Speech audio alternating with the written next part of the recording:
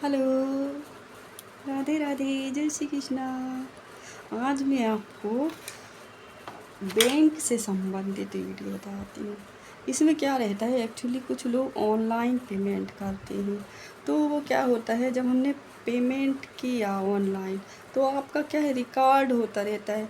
आपके पास पैसा आता है, वही एक चक्र जैसे चलता रहता है, वही पैसा आता है और चक्र जैसे चलता रहता है। लेकिन काउंटिंग क्या होती है, जैसे आपने 10,000 रुपये दिए तो एक व्यापारी को दिए, फिर आपने उससे लिए, फिर आपने उसको दिए 10,000 रुपये, मतलब चक्र बनता रहता है 10 ही हज़ार का। और आपके काउंटिंग होते जाते हैं, लाखों में होते जाता है वही। और बिजनेस आपका दिखता नहीं, और क्या रहता है, सरकार टैक्स चालू कर देती है और जीएसटी लगा देती है।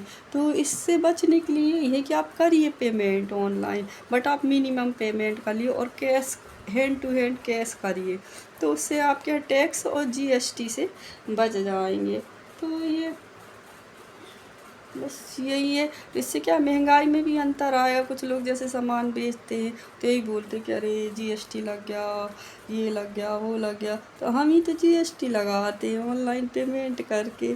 हम ही तो बताते हैं कि आप इस तरीके से बिजनेस करते हो, तो आपने 1 लाख रुपए दिया तो बस वही हो गया। आप बैंक में भी पैसा जमा करने जाते हो, 2 लाख करे, फिर रिटर्न निकाल लिए, फिर उसको यूज करके वही 2 लाख रुपए कर दिए। तो आपकी डायरी में कितने काउंटिंग हो गए, 4 लाख। फिर आप वही 2 लाख रुपए निकालोगे, फिर 2 लाख कर लोगे तो कितनी काउंटिंग हो गई डायरी में, 6 लाख हो गए। फिर ऐसे वैसे करके प्लस प्लस होता जाता है, और रहता कितना है आपके पास, 2 ही लाख रुपए रहते हैं। तो बैंक वाले भी काउंटिंग करते रहते हैं। तो इस तरीके से जीएसटी लगता है, और पता चल जाता है कि व्यापारी हो आप, और आप ने पैसे जमा करा हो, निकाला है, कर वही रहे हो, उतना ही जमा कर रहे हो, बट काउंटिंग हो रही है। तो आप बहुत बड़े व्यापारी कहला जाते हो जी, और टेंशन लिए रहते हो। तो बस इस तरीके से बचिए। हो सके तो बैंक में कम पैसे जमा करिए, क्योंकि जो आप पैसा जमा करते हो वही बिजनेस में लगा दिया जाता है। जैसे एग्जांपल फॉर पोस्ट ऑफिस वाला बताती हूँ। बहुत सारे जनरली लोग क्या कर रहे हैं, डेली पैसा जमा करते हैं। तो एक पोस्ट ऑफिस वाली मैम है, तो उनने क्या करा, वही वाले पैसों का इस्तेमाल कर लिया और अपने फैमिली मेम्बर को गाड़ी उठा के दे दी। सोचो, जब हमारा परिवार कोई रिलेटिव मांगेगा कि आप हमें उधार दे दीजिए, हमें बिजनेस करना है, हमारे रिश्तेदार हैं, तब आप नहीं देंगे।